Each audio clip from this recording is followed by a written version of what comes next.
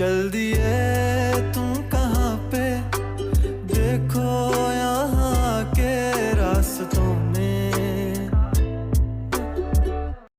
अस्सलाम वालेकुम, कैसे आप सब। उम्मीद करती हूँ सब खैरियत से होंगे, खुश होंगे, ठीक ठाक होंगे।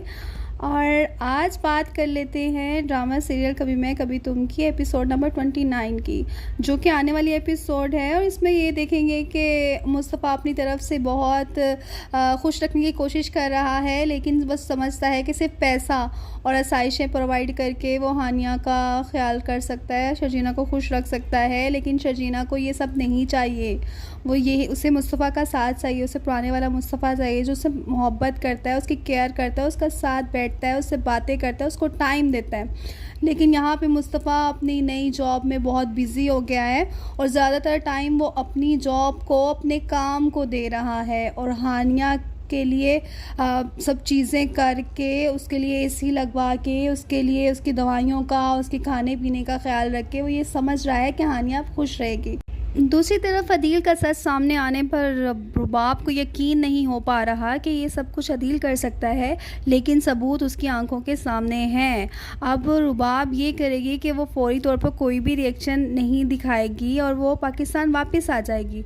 और यहाँ पे अदील साहब अपने वालिद साहब का घर बेच चुके हैं उनकी मर्ज़ी के ख़िलाफ़, और उसने उन्हें कहा था कि मैंने आपके लिए एक फ़्लैट ख़रीदा है। लेकिन होगा ये कि अदील के पास तो ना पैसा, ना टका, ना ढेला कि वो फ़्लैट खरीद सके। वो अपने माँ बाप का घर बेचकर उनको रुबाब के घर ले आएगा। वहाँ आके उसके माँ बाप को पता चलेगा कि हाँ, कि अदील तुम हमें रुबाब के घर ले आए हो। और लेकिन रुबाब उनको देख के बिल्कुल भी खुश नहीं होगी, क्योंकि वो अदील से ही खुश नहीं है। और वो उसको बातें सुनाएगी कि मैं तुम्हारे बाप के घर सिर्फ थोड़े दिन के लिए रह के आई थी, वो भी जब तुम्हारे बाप की तबीयत ख़राब थी। लेकिन इसका ये मतलब नहीं है कि तुम अपने माँ बाप को उठाकर यहाँ पे लाके मेरे सर पे बिठा दो, और मेरा घर कोई ओल्ड एज होम नहीं है। और ये सब बातें अदील की माँ अपने कानों से सुन लेगी, और तब उसको पता चलेगा कि कौन होती है असली बहू। और अब मिस्टर अदील तो आने वाले हैं सड़क पर, क्योंकि रुबाब कभी भी फट जाएगी और वो उसको इसकी औकात बताने वाली है। लेकिन शायद वो किसी चीज़ के वेट में है, कोई सी मज़ीद सबूत के इंतज़ार में है। अपनी आंखों से देख के इसको पकड़ेगी और फिर वो इसको इसकी औकात याद दिलाएगी, इसको अपने ऑफिस से, अपने घर से, अपनी ज़िंदगी से निकाल बाहर करेगी। और फिर अदील आएगा सड़क पर, क्योंकि घर तो वो बेच चुका है, अपने माँ बाप का घर भी उसके पास नहीं रहा कि जहाँ वो सर छुपाने का उनको ठिकाना मिल सकता। लेकिन अपने साथ साथ उसके अपने माँ बाप को भी बेघर कर देगा, और माँ बाप को आएगी कदर मुस्तफ़ा और शर्जीना की। और फिर वहीं पे वो जाएंगे, फिर उन्हें पता चलेगा कि हाँ, कौन होता है असली बेटा, और किसने हमें सहारा दिया, और किसने हमें रखा, और किसने हमें संभाला।